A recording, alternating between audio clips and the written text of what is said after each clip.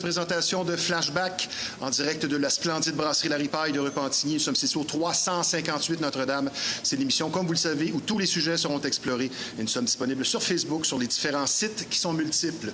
Concernant notre deuxième invité aujourd'hui, grand passionné de dance music, il a vécu à fond la très belle et inoubliable période de disco et son nightlife, ayant même eu l'occasion unique de visiter le fameux Studio 54 de New York. Il viendra donc nous parler de ses souvenirs impérissables, du privilège d'avoir été en cet endroit mythique, ayant gravité autour du milieu des mannequins et quelques expériences lui-même à ce niveau. Nous allons donc avec lui philosopher, parler du nightlife d'hier et d'aujourd'hui, ainsi que de la musique qui y correspond. Et pour l'exercice, nous recevrons un expert en la matière, François Leblanc. Mais tout d'abord, sans plus tarder, notre premier invité, le baseball et son oxygène, lui qui cumule plusieurs fonctions, étant directeur gérant pour 3 organisations, dont les Orioles de Montréal de la Ligue de baseball junior élite du Québec, dont il est également entraîneur-chef. Lui-même ex-joueur, sa vision et son expertise du baseball sont incontestables, ayant gravi tous les échelons un à un. Pour nous partager son vaste parcours, comparer les époques et nous livrer quelques anecdotes, avec nous un homme qui mange et mangera toujours du baseball, Renaud Catelier. Bonjour Renaud.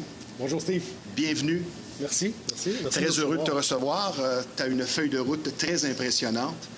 Quand on se parlait cette semaine, j'en reviens pas, tu n'arrêtais pas de rajouter des expériences et des fonctions que tu cumules. On a un beau point en commun. Comme toi, je suis amoureux du baseball. Ma première question, pourquoi le baseball est le plus beau sport du monde? Bien, premièrement, c'est un sport qui n'a pas de temps. Donc, on peut prendre le temps de jouer la partie de baseball. On sait quand la partie commence, on ne sait pas quand la partie se termine. Et c'est un sport qui est très réfléchi. Il y a énormément de stratégies. On doit comprendre toutes les subtilités plutôt c'est presque du un sport. jeu d'échecs parfois en fin de match. Bien, tout à fait. Il y a tellement des stratégies offensives contre les stratégies défensives. Oui. Laquelle va réussir, quel athlète va être capable de mettre en application qu'est-ce qui est demandé. C'est vraiment le fun parce que c'est pas tous les matchs qui se déroulent de la même façon, qui se terminent de la même façon avec les mêmes stratégies. On l'a vu dernièrement. Moi, ma raison pourquoi je trouve que le baseball, c'est un si beau sport, c'est que tout le monde a sa place sur le terrain. Le gars qui veut pas courir, il joue au first, au premier but. Le gars qui a un bon bras, bien, soit lanceur, joue au champ droit. Celui qui va être vraiment impliqué, bien, il va être receveur, et ainsi de suite. Fait que tout le monde a sa place. Ouais. Et j'ajouterais même que tout le monde a son moment pendant le match aussi. Oui. On n'est jamais effacé. On a toujours une apparition au bâton ou on est lanceur. Donc, Et c'est le seul sport que c'est la défensive qui est en possession. Oui. Oui, tout à fait. Contrairement à tous les autres sports. Maintenant, la présence des Jays en série mondiale va sûrement aider, mais au Québec, sans les expos depuis, disons, une dizaine d'années, qu'est-ce que tu remarques? Est-ce que le baseball, la popularité du baseball est en déclin ou en progression?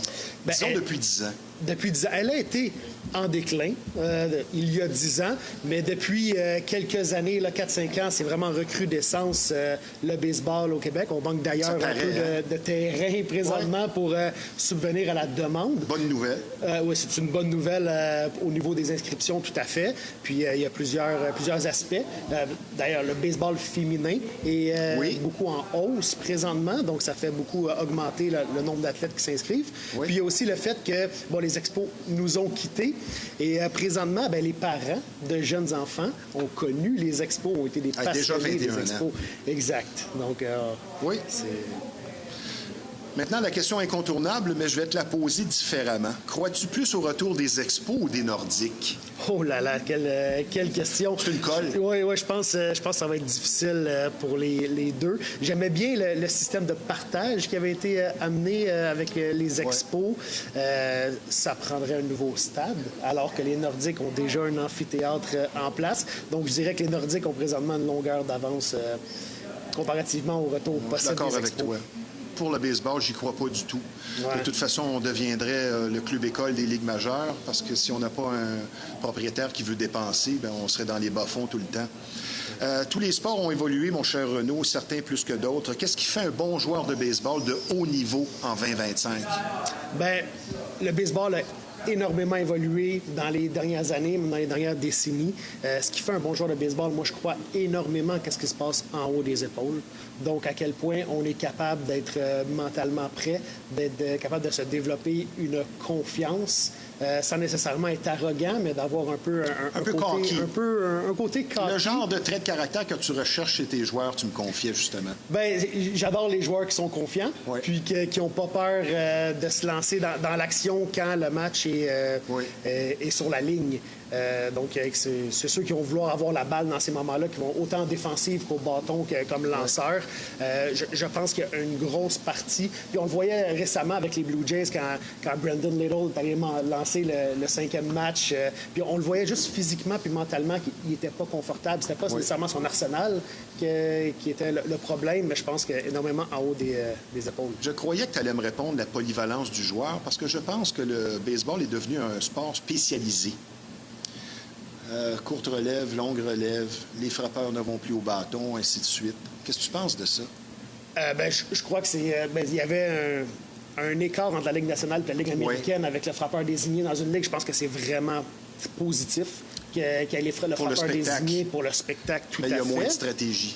Un peu moins de stratégie avec les amortis, C'est arrivé les en série lanceurs. mondiale, puis le gars n'a pas été au bâton depuis 5 ans. C'était bizarre, mais il y avait de la stratégie à voir derrière ça aussi.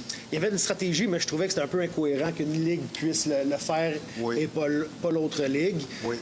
Donc, certainement que je trouve que tu as raison, la polyvalence des athlètes, c'est très, très important aussi. Puis on le voit, là, d'ailleurs, Au hockey.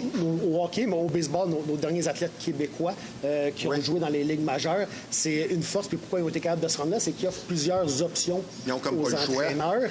En effet, qu'ils soient bons partout. En effet, ils sont capables de se débrouiller à plusieurs positions. Comme gérant, Ouais. entraîneur-chef des Orioles, ton approche du baseball, est-ce que tu te considères comme un puriste? Es-tu de l'école qu'on fabrique un point ou on y va pour la longue balle?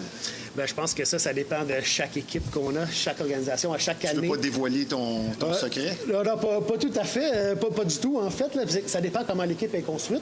Puis, on a des nouveaux joueurs qui arrivent à chaque année aussi. Donc, quand on a des joueurs qui ont un peu plus de puissance au bâton, qu'on peut attendre un peu plus un double ou un circuit opportun, alors qu'il y a d'autres années où, avec la formation qu'on a, on va être forcé à jouer la petite balle, puis à construire des points, puis à s'assurer d'être vraiment hermétique défensivement. Là. Donc, comme tout le monde, tu as commencé à faire au baseball ton pee-wee. Tu as joué dans plusieurs sports. Ton secondaire, 1 an avec les Ailes du Québec, qui est devenu l'ABC. Tu as eu une invitation à 18 ans à l'équipe nationale junior. Tu as été le lanceur partant d'équipe Canada au Mexique. Est-ce que ça, c'est ton plus haut fait d'armes, ton plus vibrant souvenir? C'est mon plus vibrant souvenir, c'est en effet avec l'équipe nationale. Tout à fait. Tu sais, ça t'a dit au Mexique, c'était à Villahermosa, au Mexique. J'ai eu la chance de débuter 2 parties dans ce qui était le tournoi des qualifications. Une année sur 2. Une année, c'est les qualifications. L'année suivante, c'est les championnats mondiaux. Mon année de 18 ans, c'était les qualifications. Donc, on devait terminer dans les 4 premières équipes aux qualifications pour classer l'équipe, ce qu'on a réussi à faire. J'ai eu 2 départs dans le tournoi, dont un qui était le premier départ du tournoi, c'était contre le Mexique, au Mexique. As-tu gagné ce match-là? On a gagné le match, on a gagné le match 4-1. Et tu es allé au bâton? Je suis pas allé au bâton. Okay. Je pense que c'est une bonne chose pour notre équipe aussi que j'aille pas au bâton affronter les lanceurs mexicains. Donc, le stade était rempli, puis il devait y avoir 3-4 personnes qui prenaient pour le Canada dans les estrades. C'est une belle expérience. C'est quelque chose qui t'amène aussi à te dépasser là, comme athlète. Donc, directeur gérant, entraîneur-chef, double fonction chez les Orioles de Montréal, directeur baseball du programme Sport-Études Escadron. On va en parler un peu plus loin. Ça fait 2 ans que tu es en poste avec les Orioles. On va y aller maintenant avec l'actualité. Cette saison s'est soldée par un dossier de 20 victoires, 21 défaites. Donc, on frise le 500. L'an dernier, seulement 9 victoires. Il y a une progression. Donc, on construit. On est en train de construire. Dans le junior élite, c'est un plan. Tu dois avoir un plan à moyen terme et un plan un peu plus long terme. Un long terme, on peut parler d'un 5 ans, ce qui est le parcours d'un joueur junior élite, un 5 années de 18 à 22 ans. Donc, cette année, on était dans la 2e année du plan et on a pris vraiment un grand bond par rapport à l'année dernière, notre première année qu'on est rentré là, à la gestion des Orioles. Donc, on est très satisfait de la dernière saison, mais on ne va pas se contenter de ça. On a des ambitions qui sont encore plus élevées pour la prochaine saison aussi, pour les déjà 2 l'an prochaines prochain, saisons. on ne sait jamais. Je veux dire, vous allez peut-être être dans les meilleures équipes déjà l'an prochain, probablement. Bien, c'est toujours l'objectif. Puis pendant l'hiver, toutes les organisations pensent des fois qu'ils vont être dans les meilleures équipes l'année suivante, mais on le croit. Ouais, c'est réaliste. C'est réaliste, en effet. Puis on pense qu'on va être en mesure de passer au minimum une ronde de série. Cette année, on a fait les séries. On veut passer au moins une ronde de série l'année prochaine. Puis une fois qu'on est dans les séries, tout peut arriver. Puis je pense que la porte est ouverte là, pour les Orioles dans les prochaines années. Je vous le souhaite. Donc, tu as pratiqué tous les sports. Tu étais bon dans tous les sports, 4 saisons, les sports d'élite. Mais à 15 ans, tu as dû faire un choix et ça a été le baseball. Mais je pense que le fait d'être un lanceur gaucher, tu as été en sport-études à l'école Édouard-Montpetit. Oui. Mais je pense que le fait d'être un bras puissant gaucher, ça aide à faire le choix. J'aimais énormément faire plusieurs sports. Donc, je jouais au football, au basketball, au hockey et au baseball. Chaque saison avait son sport. Puis, il est arrivé un moment où ça prend du temps pour les études aussi. Donc, je vais m'assurer d'avoir des bons résultats scolaires. Ça faisait énormément de sport. Donc, il a fallu que je fasse un choix. Puis, quand on arrive aussi dans le sport élite, ça devient plus demandant. Il faut commencer à en faire un peu plus qu'une saison. Ouais. Donc là, tu as le stress de performance qui vient avec tout ça. Exactement. aussi. Des choix à faire. On veut commencer à faire les équipes provinciales, les équipes nationales. Donc, il faut commencer à mettre un peu plus d'énergie dans un seul sport. Puis, à ce moment-là, j'ai dû faire un choix. J'ai choisi le baseball parce que c'est un sport que j'aimais énormément. Puis, c'était aussi un sport dans lequel je me démarquais un peu plus par rapport aux autres athlètes de mon âge. Oui. Donc, à ce moment-là... Tu étais déjà grand et gros à 15 ans? J'étais grand.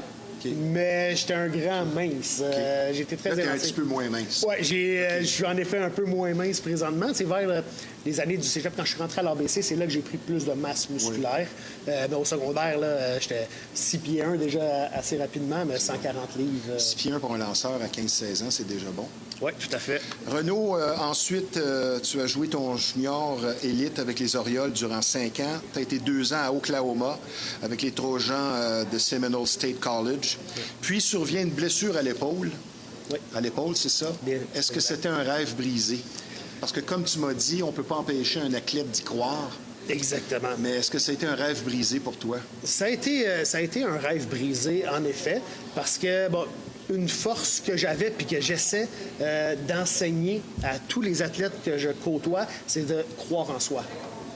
On ne laisse pas personne d'autre dicter ce que tu vas faire. Tu es en charge, puis tu as en ton contrôle ce que tu es capable de faire dans la vie, dans toutes les sphères, pas juste dans le sport. Puis j'y croyais énormément.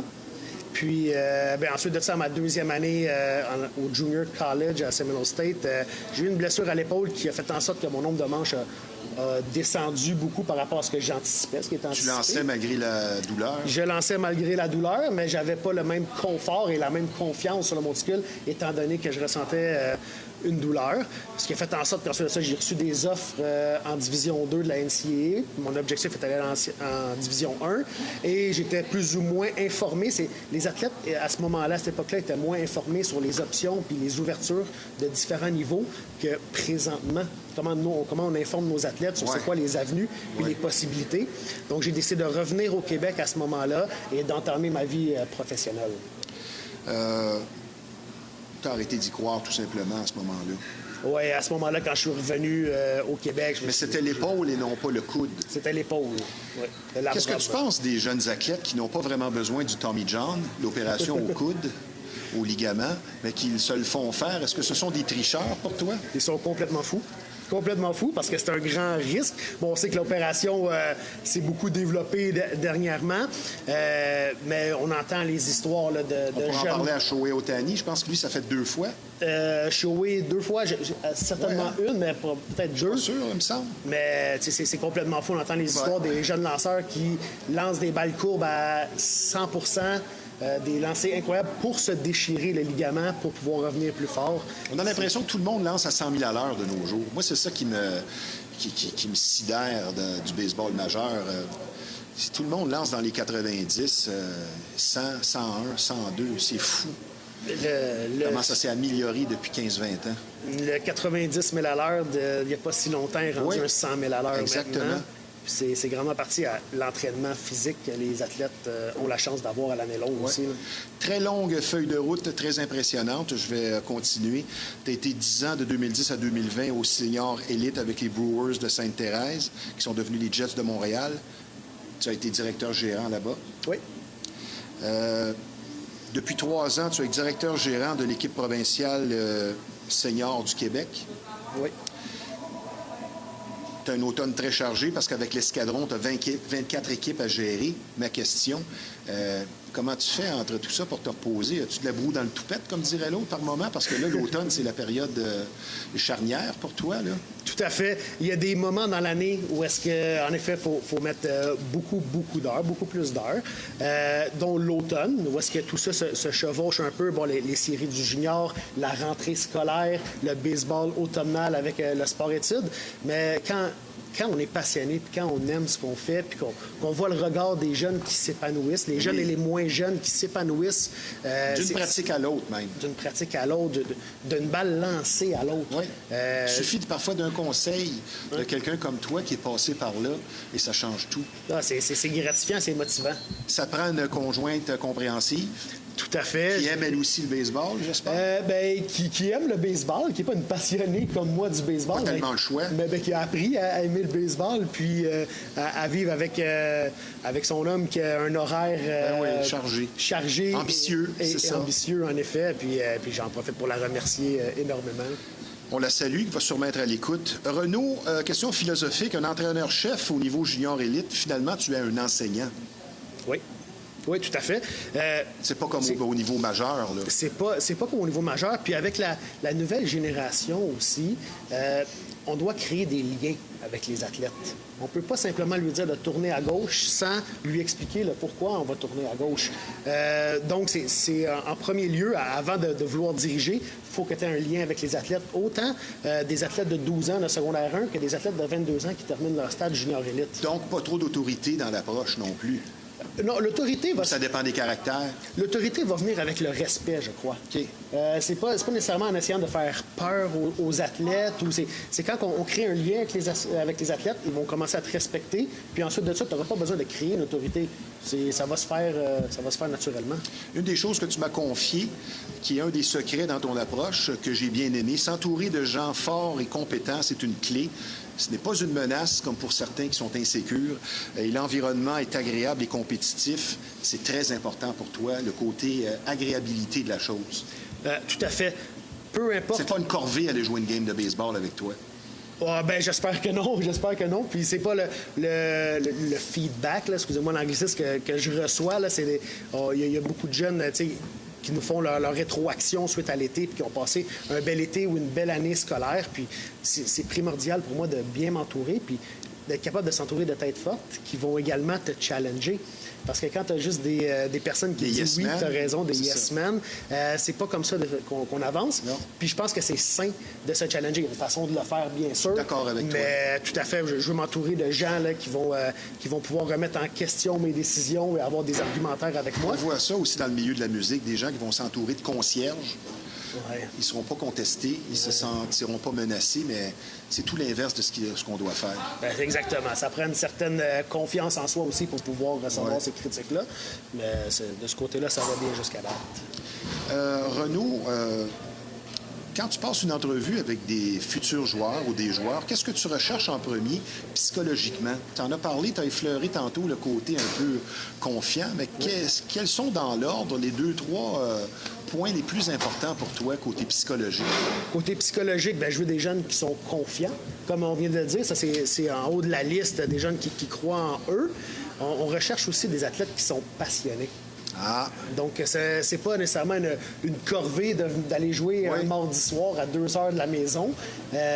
Donc, qui vont embarquer dans la voiture, qui vont être heureux, arriver au terrain et qui vont amener une énergie qui est positive. Puis, on veut également, au niveau psychologique, des jeunes qui sont capables de gérer l'échec comme il faut. Parce qu'on a un sport... qui va te servir à long terme. Tout à fait, dans la vie de tous les jours. C'est ça l'apprentissage de la vie. Et dans l'apprentissage de la vie, puis on est dans le sport qui est en échec 70 du temps. Tu es un bon joueur offensif. Donc, c'est très, très dur psychologiquement, ce côté-là. Puis les athlètes qui sont capables de mettre de côté un 0 en 4 pour revenir le match d'après ou un 0 en 3 pour d'être un bon au quatrième apparition. C'est là que tu vois le caractère de quelqu'un, peu importe la sphère d'activité. Oui. tu as connu un mauvais match, une mauvaise journée, et tu reviens plus fort, habituellement, ça veut dire quelque chose. En une phrase, l'entraînement, quand on est off de baseball l'hiver, est-ce que tu recommandes la pratique d'autres sports? Es-tu d'accord avec ça? 100 Oui, hein? Oui, comme je disais, on vient de terminer, entre autres, avec nos athlètes sport-études, on vient de terminer la période automnale. Et pendant 6 semaines, on fait plus de baseball. Donc, on fait de l'entraînement physique, de l'agilité, des sports connexes. Oui. On va jouer au soccer, au volleyball, on va jouer au hockey-ball. Donc, c'est être capable de, en effet, pas mettre tous nos œufs dans le même panier. Puis, sans s'en rendre compte, en faisant une partie de soccer, comme on faisait hier après-midi, ils sont en train de développer d'autres qualités qui sont connexes au baseball. Renaud, avant la pause, 2-3 questions rapides. Malgré la tendance et l'appétit pour les circuits, pitching is still the name of the game? Oui. Oui, tout à fait. C'est ça qui va faire gagner les Jays? On le souhaite. Ou perdre. Ou perdre, peut-être. Là, la relève, entre autres, là, qui est un petit peu plus chaotique à certains moments. Oui. Mais je pense, en effet, puis encore plus en séries éliminatoires, où est-ce que souvent, les joueurs, on est en séries éliminatoires, tous les yeux sont sur nous, le bâton est tenu un peu plus serré. On voit des matchs à pointage plus bas. Mais tu as des joueurs comme Vladimir, Reggie Jackson à l'époque, qui vont hausser d'un cran. On dirait qu'ils sont plus confiants quand c'est pour vrai. Le lanceur le plus intimidant que tu as vu dans le baseball majeur, toi qui as 38 ans? Le lanceur le plus intimidant, rapidement, Randy Johnson. C'était ma prochaine question. Est-ce que tu choisis Pedro Martinez ou de Big Unit, Randy Johnson, pour commencer un 7e match? Pour débuter un 7e match, c'est une colle, ça. C'est une très bonne question. Je veux dire, ça dépend de l'alignement qu'on affronte, parce qu'il y en a un gaucher, un droitier. Dans les deux, dans leur apogée, dans leur Pedro, prime, dans leur presque prime, la perfection. C'est difficile à dire, mais tu me demandes un des deux, je pense que j'irai avec Pedro Martinez. Okay. Les deux est assez intimidant. La prochaine est vraiment une colle avant la pause. D'accord. Ton receveur que tu aurais à choisir, je te donne 2 choix. Est-ce que tu prends Ivan Rodriguez ou Gary Carter? C'est sûr que là, il y a du côté sentimental, étant donné que les Orioles... Les chiffres sont de l'autre côté. Les Orioles Ivan Rodriguez, c'est des années et des années le meilleur à sa position. De gants dorés année après année. C'est sûr que là, les Orioles jouent au stade Gary Carter. Et c'est un nom que je vois toujours. Donc, c'était pas une bonne question. Sentimental de ce côté-là. Mais en effet, c'est encore une très bonne question. Ivan Rodriguez l'a prouvé année après année. C'est un gant doré. C'est probablement le receveur sur qui tout le monde voulait lancer à son époque. Renaud, c'est un plaisir de te recevoir. On va prendre une petite pause. Ce ne sera pas tellement long, puisque je vous rappelle que vous regardez l'émission Flashback en direct de la splendide brasserie La Ripaille de Repentigny. C'est un endroit charmant, un personnel souriant, mais surtout accueillant, qui vous attend ici sur place. On vous offre d'excellentes assiettes, et ce 7 sur 7. Et la spécialité de l'endroit que je vous recommande fortement, bien évidemment, c'est la pizza au four à bois, qui est inoubliable, vraiment succulente. Donc, des spectacles de qualité, une atmosphère appréciée, de tout pour tous les goûts. Nous sommes situés au 358 Notre-Dame, la brasserie La Ripaille, une institution mythique, mais surtout sympathique. Et je vous rappelle également que nous sommes présentement en conversation avec une véritable bibliothèque de baseball, le directeur gérant et entraîneur-chef des Orioles de Montréal de la Ligue de baseball junior élite du Québec, Renaud Catelier. Toujours autant d'activités tant sociales que musicales chaque week-end à la Ripaille de Repentigny. Demain, jeudi, le 23 octobre, 19h30, c'est la formation officielle de la Ripaille qui vous attend sur place, soit le Powerhouse Band, pour ce qui est dorénavant instauré tous les jeudis, un jam session où le public est invité à venir performer, pratiquer avec nous sur scène, donc apporter micro et instruments de musique pour l'occasion. Des musiciens d'expérience vous attendent sur place pour un plaisir musical assuré. Et bonne nouvelle, plutôt rare de nos jours, c'est tout à fait gratuit en ce qui a trait à l'entrée. Puis samedi prochain, le 25 octobre, 19h, donc il n'y a pas de spectacle, mais les amateurs de hockey sont cordialement invités à venir nous rejoindre ici à la Ripaille, où le match Canucks canadien sera diffusé sur écran géant. Et pour l'occasion, vraiment un super spécial vous est proposé pour 25 $, un pichet de bière et 6 ailes de poulet. Donc, c'est invitant et difficile à battre. Donc, pour du plaisir, du hockey et se régaler, le Canadien qui reçoit la visite des Canucks de Vancouver, samedi 19h. Par ailleurs, n'oubliez pas une nouveauté ici à la Ripaille, l'occasion parfaite pour se faire de nouveaux amis. Les dimanches, dès 11h le matin, venez dîner ou déjeuner avec nous, amateurs de danse en ligne, avec de l'excellente musique pour ce style d'événement. Donc, comme vous pouvez le constater, chaque chaque semaine, beaucoup d'actions et de tout pour tous les goûts à la brasserie La Ripaille de Repentigny, et ce, depuis 1975. Je vous parle maintenant d'une soirée bien spéciale, un spectacle qui sera assurément haut en couleur et qui sera présenté le 18 avril prochain à Lévis, la région de Québec, à la salle L'Anglicane, et qui devient partenaire de l'émission Flashback, la production exclusive Nocturne Enchantée, un soir seulement, qui sera dirigé par l'excellente Elodia Alexandre, chanteuse et pianiste, professeure de musique et également d'expérience, qui sera sur scène avec son orchestre de 5 musiciens, 2 pianistes, donc une autoproduction de jazz de grande qualité, un feu roulant de reprises et de compositions pour une soirée magique dans un univers de fées enchantées avec costumes et danse, un événement rythmé, dis-je bien, à fond, que vous ne devez surtout pas manquer. D'Edith Piaf à Frank Sinatra, en passant par Ella Fitzgerald, plus de 20 titres au programme. Donc, pour une soirée mémorable et unique, le 18 avril prochain à Lévis, Nocturne Enchantée, seulement 250 places, un spectacle qui restera gravé assurément dans nos mémoires. Les billets disponibles sur le www.elodiaalexandre.com. Maintenant, un sujet un peu plus sérieux, vous allez être traité avec beaucoup d'écoute et de compréhension. Si vous vivez une infestation, vous aurez compris ici qu'on parle de bébites. Et pour certaines familles, c'est carrément un drame. Et plus vous attendez, plus le problème va s'aggraver. Donc, la solution à une infestation, c'est Rive-Nord Extermination. C'est près de 40 années d'expérience qui vous attendent sur place. Une entreprise familiale très sérieuse et un service personnalisé. Donc, la solution à une infestation, Rive-Nord Extermination. Je vous donne le numéro de téléphone dans le 450, qui est le 582-6706. Mon cher Renaud, est-ce qu'on pourrait affirmer sans détour que Renaud Catelier carbure au défi? Oh, c'est tout à fait. Tout Bien à deviné. fait. Tout à fait. C'est quoi ton signe? Mon signe Gémeaux. OK. Gémeaux. Mais tu carbures au défi. Ben, 100%. Là, c'est quand on tombe dans une routine, des fois, c'est moins challengeant. Donc, c'est les défis de toutes sortes qu'on a envie au quotidien aussi en étant avec des jeunes athlètes et des plus vieux. Donc, c'est d'être capable également de pouvoir encadrer des athlètes de plusieurs d'âges différents. Puis donc, c'est un langage qui est différent, etc. Puis c'est des situations à gérer, des fois, qui sont différentes aussi. Là. Est-ce que le plus grand défi personnel que tu as eu à affronter, ça aurait été ta blessure à l'épaule? C'est une très bonne question.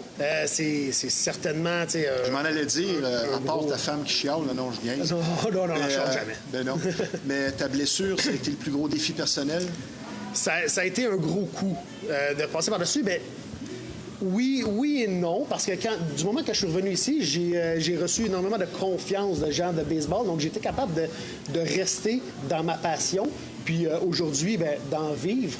Donc, ça a définitivement été un gros choc de voir son rêve s'arrêter. Mais j'étais capable de rester dans ce monde-là au moins. Donc, impossible de s'imaginer retraité du baseball un jour. Non, je pense pas. Non, je pense pas. C'est même pas une question. Non, je pense être capable de faire ça. Puis cette passion-là va durer toujours. Donc, même si je suis plus en intervention, je vais trouver une façon d'être impliqué dans ce monde-là. J'ai hâte de voir ta réponse à cette question. Avoir été soi-même un joueur longtemps, est-ce que c'est un avantage pour l'entraîneur-chef qui va peut-être, disons, sans souffler de réponse, mieux comprendre, exemple, une léthargie? Mais le fait d'avoir été joueur, est-ce que c'est un avantage pour l'entraîneur? Tout à fait. Tout à fait. Puis on le voit aussi là, de plus en plus, les nouveaux entraîneurs, les nouveaux managers dans les ligues majeures, c'est de plus en plus des anciens joueurs. On comprend ce que les jeunes vivent, on comprend l'émotion qu'ils ressentent après un échec, après un succès. Donc, c'est clairement un avantage d'avoir passé par là. Entraîneur-chef, qu'est-ce qui fait un entraîneur-chef efficace de nos jours, autant au niveau mineur que professionnel? C'est d'être capable d'être la même personne à tous les jours. Donc, de ne pas arriver une journée, de donner l'exemple, puis d'être capable de répéter ta prestance à tous les jours. Donc, pas une journée arriver et être très, très haut, et une autre journée arriver être très, très bas. Un peu comme on demande à nos athlètes aussi, que c'est assez difficile de faire, mais comme intervenant, d'avoir la même version, puis que les jeunes et les moins jeunes savent sur quel pied danser avec toi. La stabilité représentée par l'exemple que l'entraîneur va donner. Le baseball d'aujourd'hui ne permet plus de contact avec au deuxième but. On doit faire attention à ses glissades. Même chose au marbre. Est-ce que ça enlève un petit peu l'essence du baseball depuis une centaine d'années? Non, je trouve pas. Je trouve que c'est un avancement. D'accord avec ça? Tout à fait d'accord avec ça. C'était un risque de blessure. On a vu, entre autres, Buster Posey, le receveur, receveur étoile de Ligue majeure, se faire briser le genou à cause d'un contact au marbre. Je trouve pas que ça amenait énormément de bien. C'était un spectacle. Les partisans aimaient ça. Ceux qui étaient sur le terrain, par contre, c'était dangereux. Je trouve que c'est des avancements. Puis il y a des puristes du baseball. Il y a des traditions que je veux qu'on garde au baseball, mais il faut continuer d'avancer, entre autres avec le cadran des lanceurs. C'est un ajustement à faire, mais on avance. Ça, je suis un petit peu moins d'accord. J'aimais ça quand ça niaisait avec le frappeur puis le lanceur, là, quand ça se niaisait. Mais DH... maintenant, et plus de lanceurs, frappeurs désignés, il n'y a plus de lanceurs qui vont au bâton. Toi, tu es d'accord avec ça aussi? Là? Tout à fait. C'est un équilibre maintenant aussi entre les deux ligues, les deux associations américaines nationales. Ça amène plus de spectacles. Les lanceurs sont tellement rendus bons qu'au lieu de donner pratiquement un retrait automatique aux lanceurs, c'est 9 frappeurs qui sont un défi. Puis, ça enlève un peu de stratégie à savoir comment est-ce qu'on joue les bonnes, mais pas tant que ça, parce que maintenant, il y a tellement de versatilité dans les joueurs de fin d'alignement au bâton que je suis tout à fait d'accord.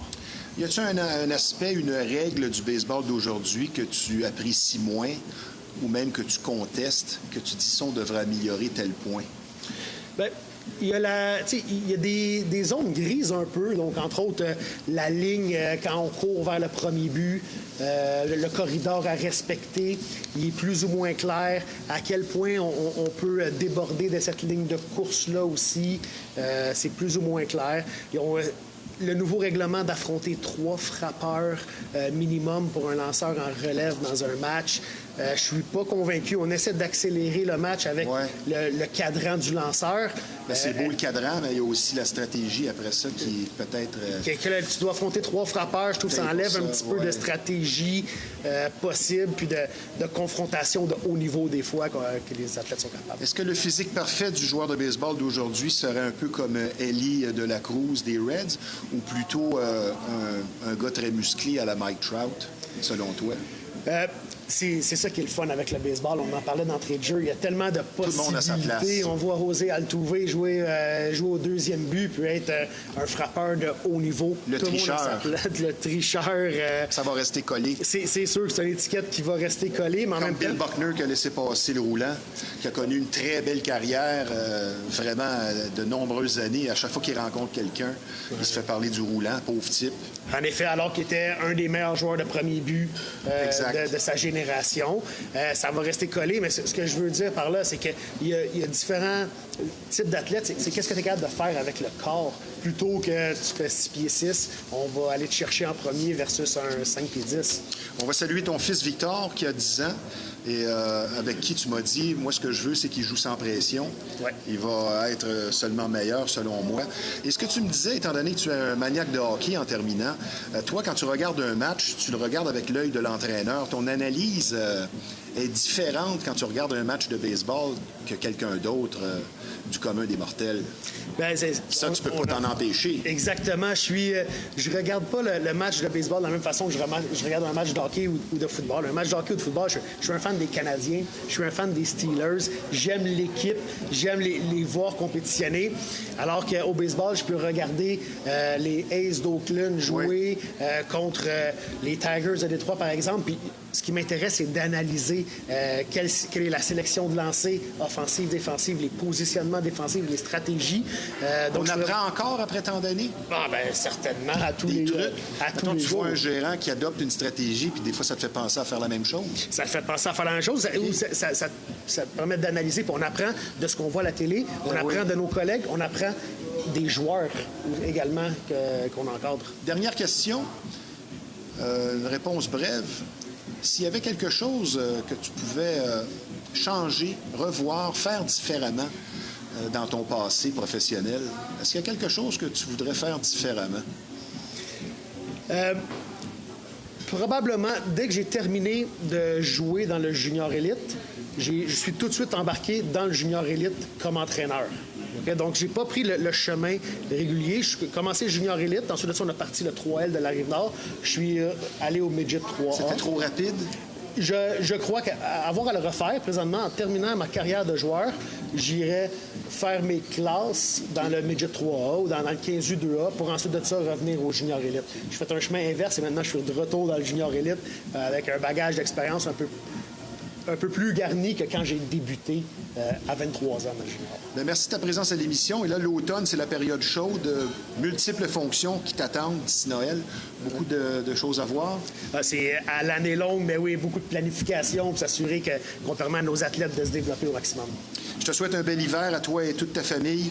Félicitations pour un CV baseball si bien étoffé. Évidemment, je te souhaite une bonne saison 2026, toi et tes Orioles de Montréal, même si je suis affilié avec le Royal, mais c'est de bonne guerre. Et je te dis tout simplement, Renaud Catelier, à bientôt. Merci d'avoir été des nôtres. Merci à toi, Steve. Merci, Renaud. Merci. Très apprécié. Maintenant, je vous parle d'un partenaire important de l'émission Flashback. On va parler musique et en particulier du rêve de plusieurs et de plus en plus d'actualité, soit de devenir DJ. Et pour l'excellence d'un enseignement complet qui a fait ses preuves, et ça depuis 2010, l'école de DJ, DJ School Montréal, peu importe votre âge et votre niveau, vous propose une formation de 5 mois agréable et ce, de grande qualité.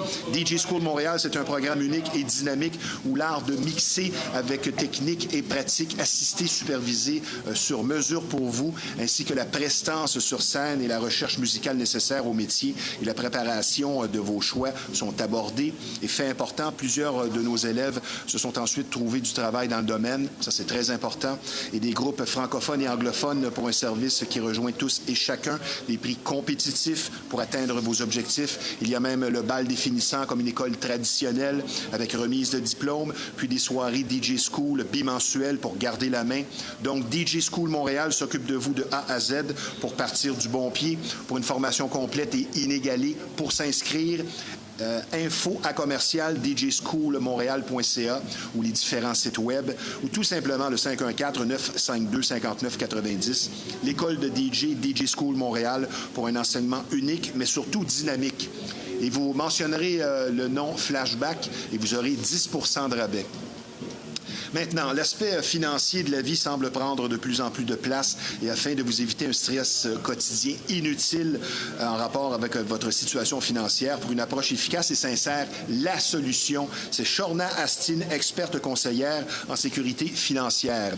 Et ses services sont nombreux pour l'analyse de vos besoins financiers, l'amélioration du crédit, l'élimination de dettes, la planification de votre retraite, les régimes d'assurance vie, tout ceci dans l'objectif d'une indépendance financière que vous méritez. Donc, pour une santé financière qui sera claire et dont vous serez très fiers, l'excellente Shorna Astin. D'ailleurs, elle sera des nôtres à l'émission dans quelques semaines. Le numéro de téléphone pour rejoindre Shorna, 438-878-6504.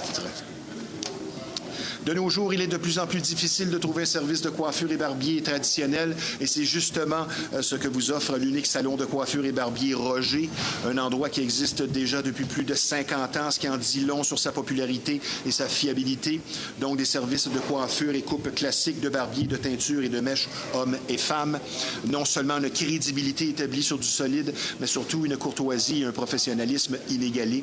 Un salon impeccable où vous serez servi avec le sourire et le salon de coiffure Roger, reconnu tant pour la qualité que la gentillesse du personnel, donc avec ou sans rendez-vous. Situé au 313 rue Notre-Dame à Repentigny, le numéro de téléphone dans le 450, qui est le 582-2525.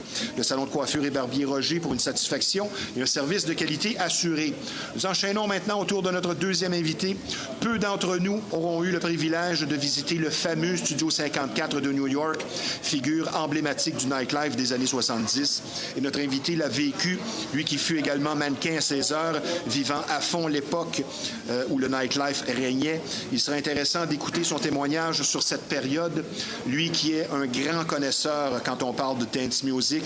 Avec nous, un amoureux de toute ambiance festive encore à ce jour, François Leblanc. Bonjour François. Enchanté, merci. Très heureux de te recevoir. Très heureux de ma part aussi. On a eu vraiment plusieurs discussions, toi et moi, parce que je connais peu de gens qui connaissent la musique, spécialement le dance music comme toi. Ta feuille est ressortie, mon cher François. Oh, excusez-moi. Pas grave. On va aborder ça de plusieurs façons. C'est sûr, plutôt, disons, on a 3 points principaux dans notre interview.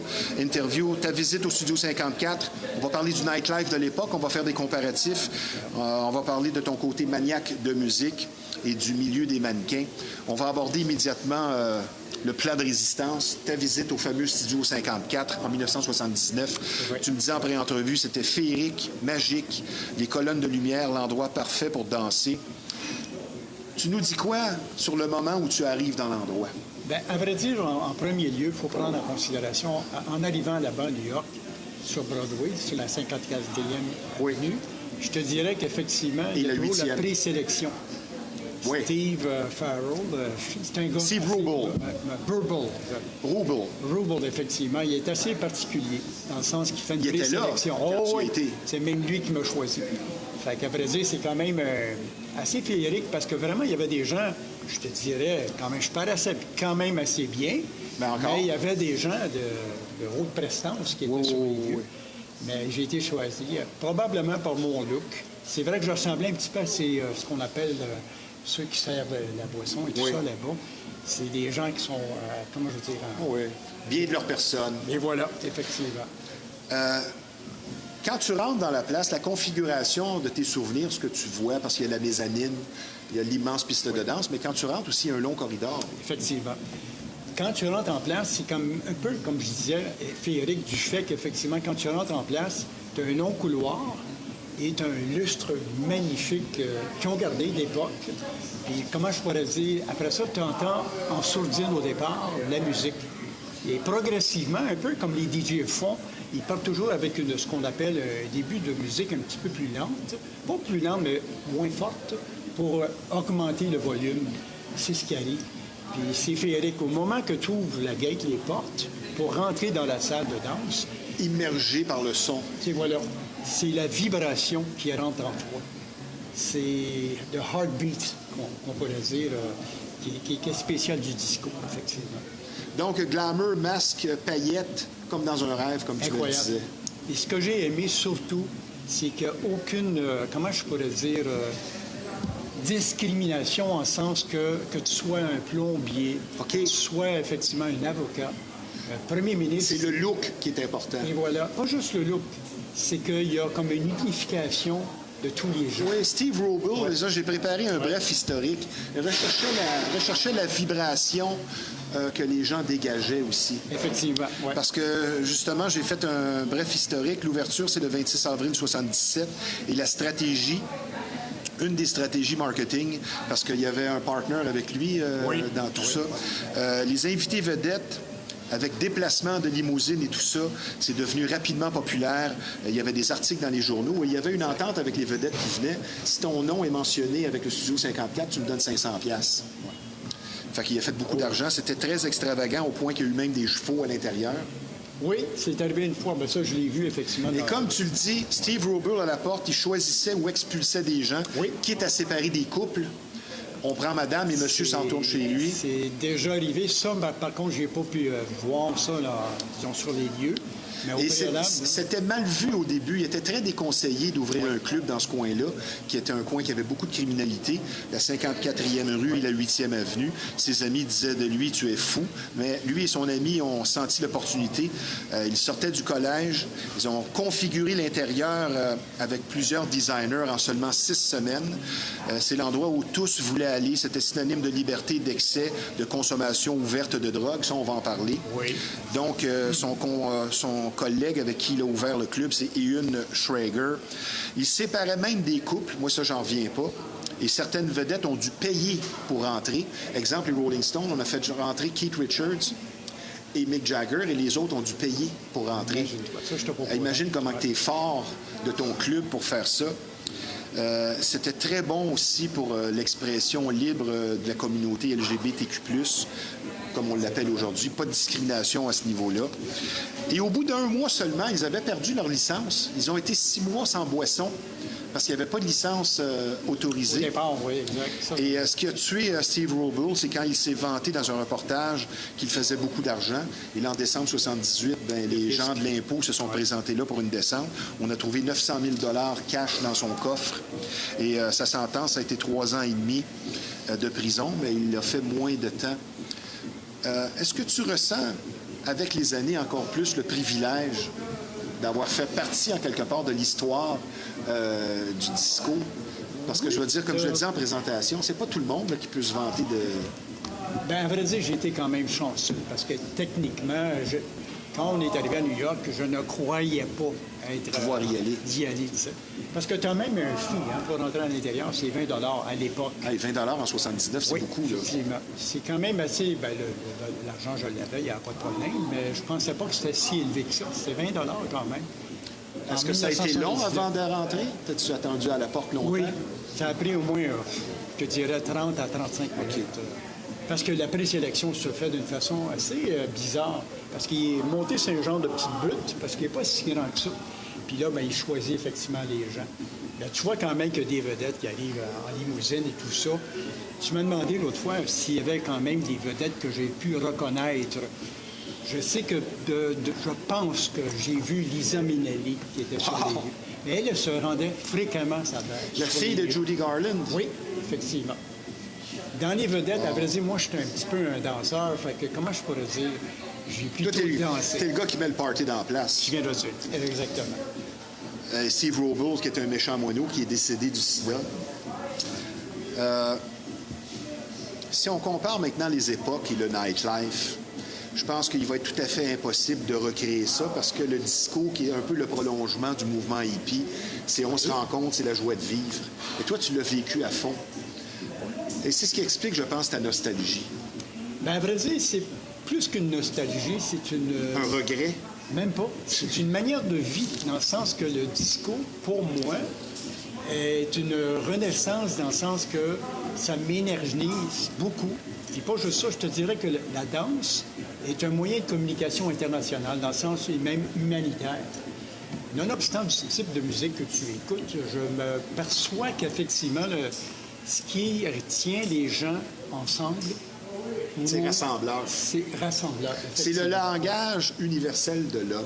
Et voilà. C'est la musique. Et d'après moi, j'avais écrit déjà que d'après moi, la musique, c'est le seul message que l'être humain, jusqu'effectivement le message est positif partout.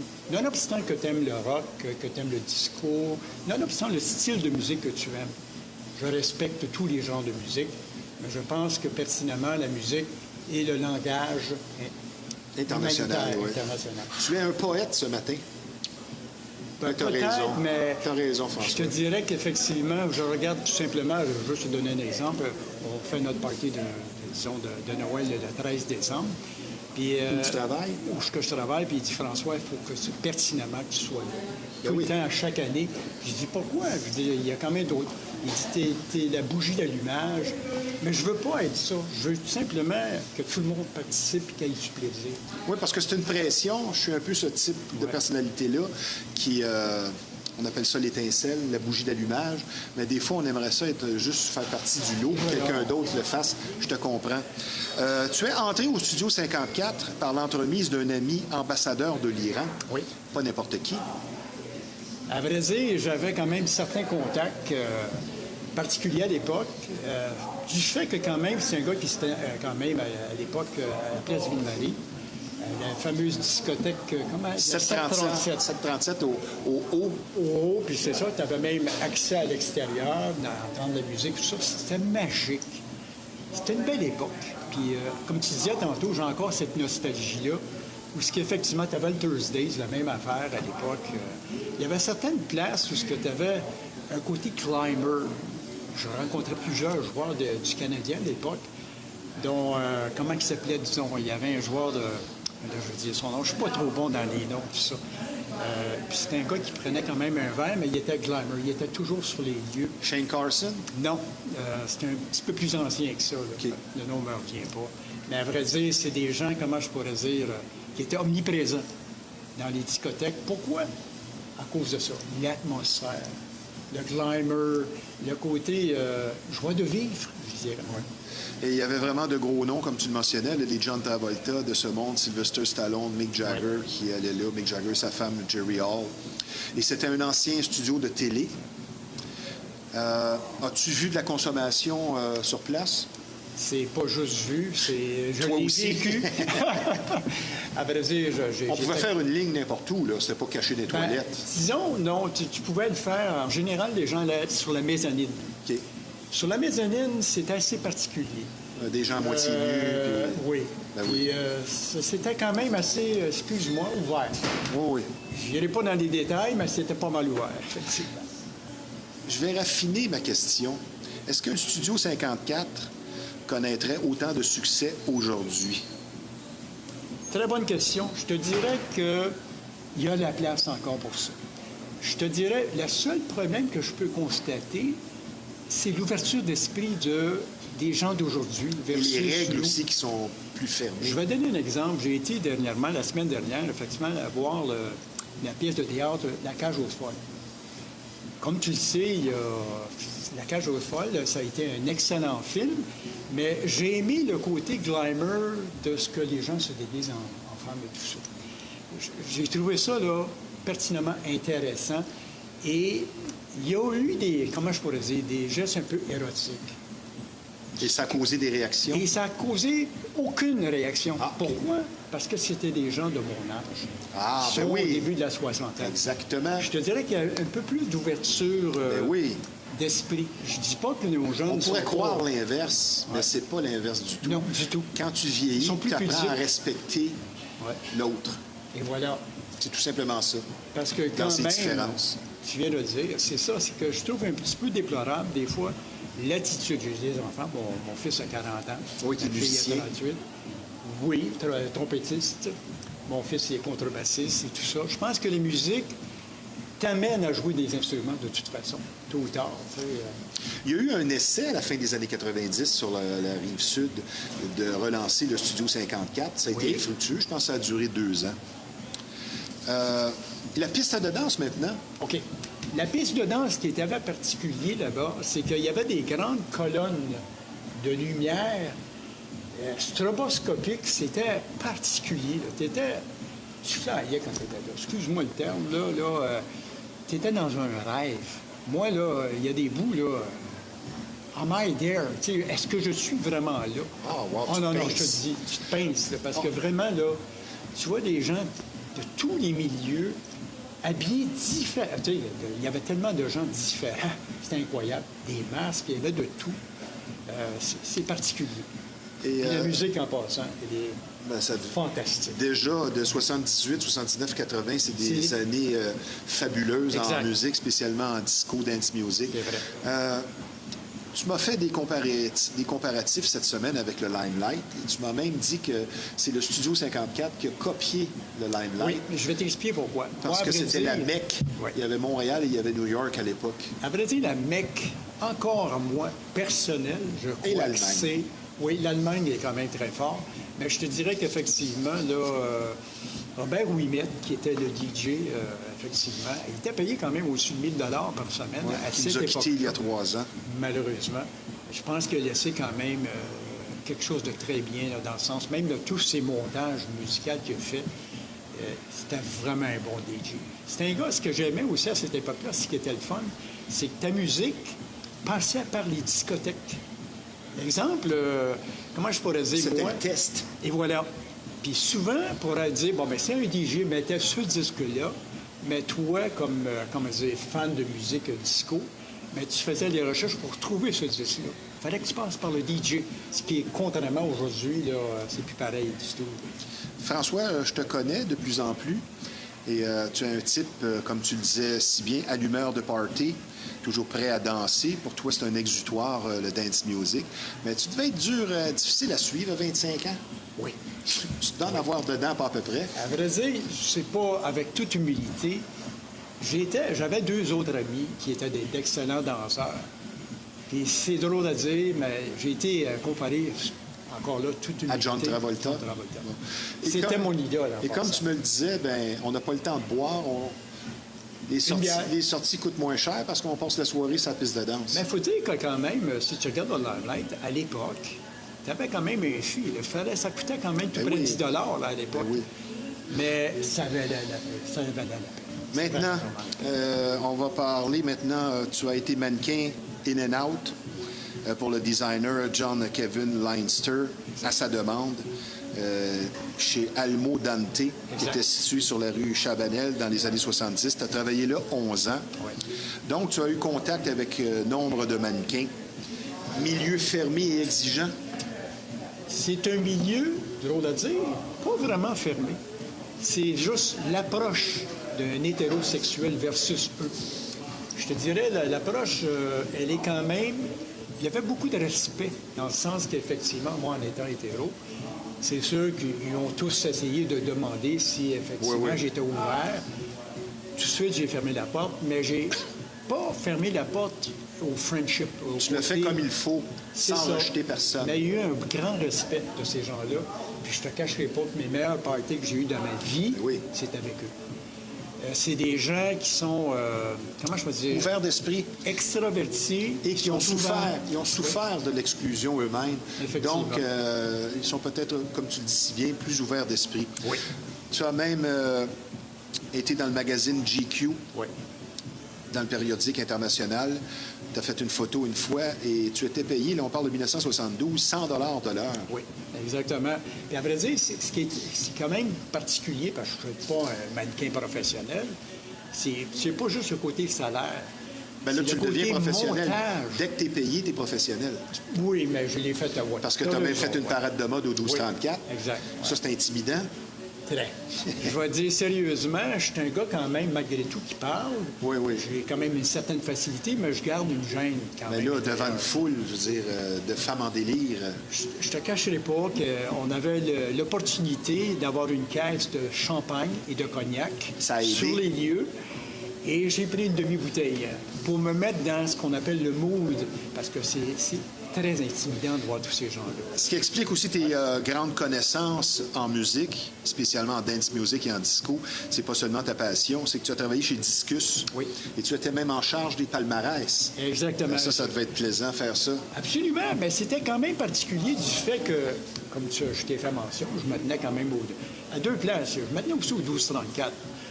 Mais surtout au Limelight. Limelight, ce que j'ai mis de Robert Ouimet comme DJ, c'est qu'il était toujours à l'affût des nouveautés avant tout le monde. Quand je dis tout le monde... Bien plugué. Bien, à vrai dire, il faisait le voyage, lui, périodique à New York, je te dirais, je pense, 2 fois ou... pardon, pas 2 fois, mais 1 fois par semaine. Il partait à New York pour voir les nouveautés. Il était vraiment bien, excuse-moi le terme en anglais, plugué. Oui. Autre privilège, tu as été dans un cocktail à l'émission mémorable Et ça tourne. Oui. Tu as rencontré Claudia Barry. Absolument. Love for the Sake of Love. Michel Jasmin, Alain Monpetit, Coco Douglas Léopold. Oui. Tu as rencontré des gros noms marquants de cette belle époque. Mais rencontrer Claudia Barry en personne, très belle femme de couleur. Quelle belle vraiment. et jolie personne. Oh, autant au niveau de juste d'assister à Et ça tourne. Ah. Sa gentillesse aussi, Claudia Barry. Hein? Elle était ouverte, à vrai dire. J'ai pu communiquer avec elle. J'étais avec ma femme, ma future femme à l'époque. Puis effectivement, là, j'ai trouvé ça là, vraiment... Là, c'est un monde ouvert, le disco. C'est un monde où il n'y a pas joie de vivre. Il n'y a pas de statut. Tu sais, exemple, un peu comme je te faisais mention tantôt, nonobstant que tu étais plombier versus un avocat, il n'y avait pas de discrimination. C'est une époque qui était magique. C'est pour ça que je dis toujours le mot magique pour le disco. Et Claudia Barry, qui est un petit peu une Donna Summer méconnue. Oui. Parce que c'est à peu près le même talent, de bonnes chansons, mais qui n'a pas perduré. On va prendre une petite pause, mon cher François. C'est fort intéressant. Puisque je vous rappelle que vous regardez l'émission Flashback en direct de l'éternelle brasserie La Ripaille de Repentigny. C'est un bar, salle de spectacle des plus appréciés et fréquentés, mais également un restaurant et au menu et au service de grande qualité. Nous sommes présentement en compagnie d'un amoureux du nightlife, spécialement de la belle époque et de dance music, François Leblanc. Je vous parle maintenant d'un endroit spécialisé dans le domaine de la mécanique et de son entretien qui propose un rendement des plus crédibles et reconnus. L'atelier de mécanique générale Fast Tuning, justement pour la qualité d'un service complet et exclusif, et ce à des prix compétitifs. Un personnel accueillant, un service vraiment compétent, spécialisé aussi en véhicules européens. Une bannière existant déjà depuis près de 20 ans, donc une fiabilité reconnue et appréciée. Un garage pour faire du millage, comme dirait l'autre. Fast Tuning, c'est situé au 223 Notre-Dame à Repentigny. Le numéro de téléphone dans le 450, c'est le 470-1333. Le client est notre priorité, notre promesse, un service de qualité. François. Yes, sir. On tombe dans le plus sérieux. D'accord. Est-ce que la musique était meilleure avant? Si tu me demandes ça personnellement, je te dirais quoi? Du fait qu'il y avait quand même un facteur de recherche Et il y avait beaucoup, c'est drôle à dire, moi je trouvais qu'il y avait beaucoup d'amour et de passion. Moins de rébellion et de paroles négatives Et qu'aujourd'hui. voilà, Le c'est le reflet bon de ce terme. qu'on vivait. Et c'est pour ça que ça Effectivement. va être impossible en tout cas, impossible, le terme est peut-être pesant, de recréer l'époque disco. C'était la joie de vivre sur la piste de danse et même dans ce qui se vivait. Il y avait des emplois pour tout le monde. Exact. Les rôles étaient bien définis dans les couples. Exact. Tu sais, Mais tu viens de répondre à la question du fait qu'il y avait une ouverture d'esprit que malheureusement, je ne dis pas, c'est une autre façon d'être, mais les chansons étaient égayées. Il y avait un côté là, d'humour, il y avait un côté primer particulier, vraiment. Ouais. qu'est-ce qui fait qu'un hit va perdurer dans le temps, ce qu'on appelle un chef-d'œuvre en dance music? Qu'est-ce qui fait qu'un hit va perdurer? Bien, à vrai dire, c'est le message qui implique l'artiste dans sa Avant la chanson. musique, Bien, les deux, c'est une... avant le hook, Comment tu dis, là? avant le hook. Oui, oui. OK? Parce Tu me qu'à vrai surprends? dire, moi, si tu regardes les chansons en général, il y a un message aussi de plaisir, comment je pourrais dire, de complaisance, d'ouverture d'esprit, puis aussi, il y a un côté aussi, c'est drôle à dire, je regarde le côté exercice. On dira ce qu'on voudra, c'est du cardio, la musique, puis quand tu danses. Puis à vrai dire, moi, j'aime le cardio, du fait que ça te permet d'ouvrir, tu sais, veux dire, parce que moi, je trouve que dans la musique, autant quand tu vas voir un spectacle, il y a comme une interaction qui se fait entre le public et l'artiste. Mais c'est le même principe pour, mettons, un DJ. Un DJ, c'est l'animateur. Puis en étant animateur, il veut la jive du monde. Puis quand il l'a, tu le ressens, tu sais, des deux côtés. Grouille ou rouille? Et voilà, bien dit. Et justement, la musique qu'on entend en arrière-plan, c'est de la musique, c'est du dance music, et c'est moi qui demande ça, parce que ça nous donne de l'énergie plutôt voilà. que d'écouter des paroles où on se plaint. Mon cher François, pourquoi une personne est passionnée de musique et l'autre pas? Est-ce que c'est une question d'avoir été exposé plus jeune? Qu'est-ce qui fait que quelqu'un comme toi ou moi, on aime tant que ça, la musique, et d'autres, pas plus que ça? Bien, je pense T'as-tu déjà que... posé cette question-là? Tu ris, mais je vois quand même certaines gens qui ne sont pas capables même d'écouter de la musique. Hein? J'ai un peu de misère à... Je trouve que la musique, c'est tellement complémentaire. Par exemple, moi, je travaille effectivement de la maison le matin. J'écoute de la musique tout le temps. Je ne peux passer une journée sans musique. Ah, je te comprends. Puis, c'est pas... moi, j'appelle ça de la musicothérapie, d'une Oui. certaine façon. Et ça te permet de sauver beaucoup d'argent. Dans le temps, tu n'as pas besoin d'assistance à la maison. Ben, tu de réponds à ma psychologue. question, parce qu'il y a même des... Moi, je suis pas quelqu'un qui pleure facilement, mais si j'écoute Donna Summer chanter, ça vient me chercher parfois aux larmes, non seulement par sa voix, mais je me dis, on l'a perdue, comment elle est décédée aussi, ou si on entend du violon. Donc, c'est une mixture de nostalgie et l'effet de la musique sur notre physique, et c'est pour ça qu'on appelle ça la 4e dimension. Maintenant, tout comme Sylvester, un reflet de l'époque, tu me disais que tous tes amis sont décédés du sida. C'est Ben, triste. pas tous mes amis, Une mais méchante gang. plusieurs. À vrai dire, tout ce qui avait rapport, effectivement, au mannequin, tout ce qui a rapport aussi au design de vêtements, du fait que j'ai travaillé quand même tout près d'11 ans, effectivement, dans le domaine, j'étais quand même directeur des opérations. Fait que, à vrai dire, c'est des gens tellement glamour, ouverts, mais à cause du sida, effectivement, ils sont tous morts jeunes. On parle dans la trentaine. Ah oui. Ils étaient plus âgés que moi à l'époque. Là, maintenant, on va vivre avec le sida. Il n'est pas encore vaincu, mais ça s'en vient. Là, quelque chose que je t'ai promis depuis longtemps. Tu vas nous expliquer, là, à l'intérieur du mouvement disco, c'était quoi le style vestimentaire? Peut-être même c'était au-delà du style vestimentaire. C'était quoi les modes? OK. Parce qu'il y a un article là-dedans. Là, ça, c'est une vieille revue là, C'est du début des années 80. Je te l'offre. D'accord, Tu vas c'est trouver un gentil. article sur les modes là-dedans. Wow. Explique-nous, c'était quoi un mode? Parce que tu en étais Oui, un. effectivement. Ben, à vrai dire, un mode, c'est un... qui vient avec le mot, effectivement, mode. C'est qu'au préalable, c'est une tenue vestimentaire. Comment je pourrais dire? À l'époque, c'était ce qu'on appelle les pantalons éléphants. Très serrés à la taille, puis au niveau des... puis la chemise ouverte. On avait tout ce qu'on appelle un genre de corne à l'italienne qu'on appelle en or et tout ça. La corne d'abondance. La corne d'abondance, Dans le exactement. poil. Dans le poil, exactement. Qui donnait, comment je pourrais dire, ce look-là. Mais ce que j'ai toujours aimé de ceux qui étaient modes versus ceux qui étaient ce qu'on appelle... Parce que tu as raison, c'est l'évolution du hippie qui a amené le disco. Dans le mode de pensée.